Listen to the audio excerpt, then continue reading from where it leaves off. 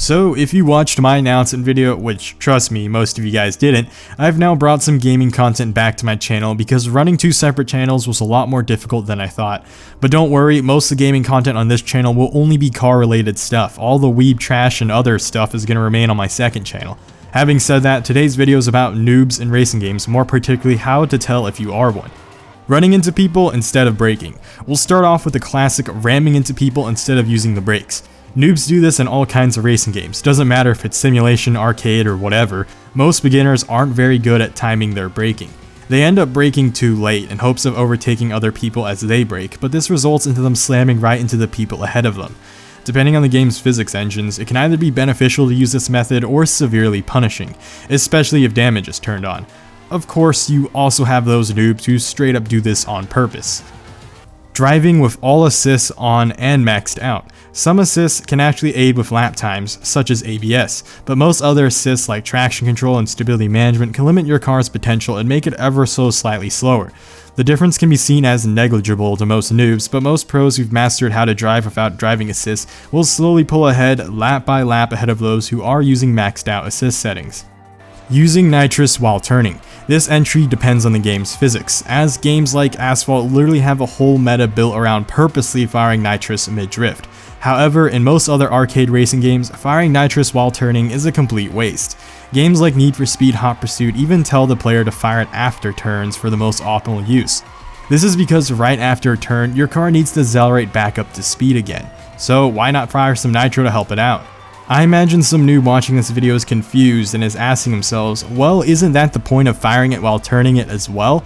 The reason firing nitro while turning is less beneficial is because your car is in the process of slowing down while approaching the apex, meaning you're wasting your precious nitro supply for no reason. Not only that, but you'll actually take the corner slower as well, since most racing games cause the car's handling to lock up and become stiff while firing nitro, which means you won't even be able to hit the apex properly anyway or take the turn as well as you would have without firing nitro.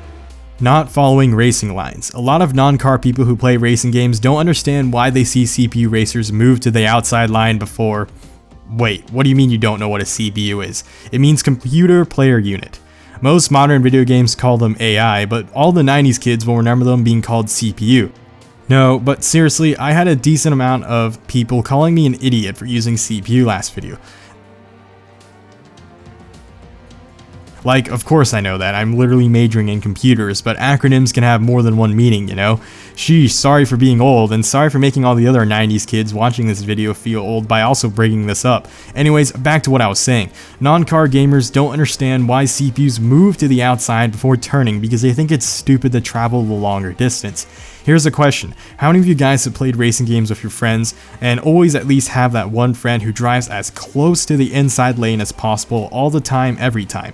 Their logic is that hugging the inside of the track means their vehicle will travel the shortest distance, making it complete a lap quicker, while also using less fuel and wearing tires slower. In actuality, they're using more fuel, wearing their tires more quickly, and also just overall being slower. The reason racing lines are so important is because you have to learn how to maximize the speed in which you enter a corner, and then exit the corner with as much speed as possible. Racing lines allow you to successfully carry your car's momentum through turns, or in this case, motorcycles, because I just realized that I'm probably going to use motorcycle footage for this part anyways. Turning the controller. Okay, I wanted to finish this list off with a more adorable entry. We've all seen our younger siblings and non-gamer friends do this when playing racing games. They, for some reason, physically turn their controller while turning as if they hope it will make their car turn better. And kudos to anyone who has friends who turn their whole body as well. Unless you're playing with motion sensors, I can without a doubt confirm this doesn't actually help your vehicle turn. In fact, it probably makes it harder to turn since they're so focused on turning the controller instead of hitting the freaking analog stick, which, you know, makes the car actually turn. I always find it funny when they helplessly crash into a wall mid-turn because of this strange logic of theirs. Anyways, that's it for this video, so let's get on with today's segment of Just Car Guy Things.